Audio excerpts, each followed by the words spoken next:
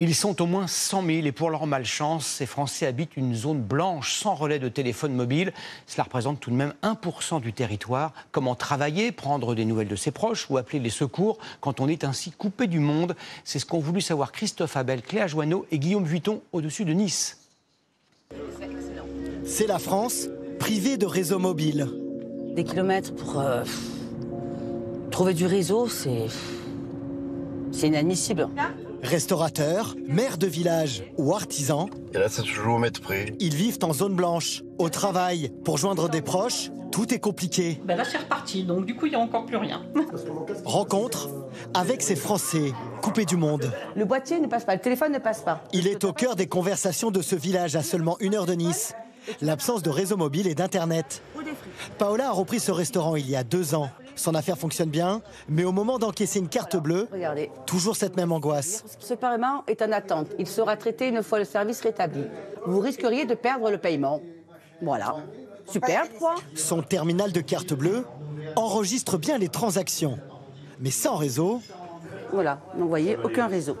impossible de savoir si le paiement a bien abouti. Et vous payez la Je dois passer en mode hors ligne et prendre des paiements par carte bleue. Mais moi, je ne suis créditée que lorsque je retrouverai du réseau. Elle prend donc sa machine sous le bras. Direction le département voisin. À 20 minutes de route, dans le salon de coiffure de sa fille, qui, elle, a la fibre, Voilà, là, on a du réseau, donc c'est bien vert. elle va enfin pouvoir tout On vérifier. peut accéder aux transactions de la journée. Retour à Andon. Cette fois chez Séverine et Emmanuel. Ils gèrent un centre équestre. Oui, bonjour. Bonjour. Qu'est-ce qui se passe chez vous? Eh ben, on n'a pas de réseau portable. Voilà, on a juste la ligne fixe. Quand elle est en service, lors de notre tournage, celle-ci ne fonctionnait pas, comme souvent, après de fortes intempéries. Le plus gros souci, c'est plus par rapport à tout ce qui est administratif maintenant. Tout est dématérialisé. Et du coup, on est bien embêté parce que des fois, voilà, on dépasse les dates. Pour téléphoner à leurs proches et donner des nouvelles, ils doivent tous les jours prendre leur voiture. Et après 20 minutes de route, Séverine tente d'appeler son fils. Ah, ça passe.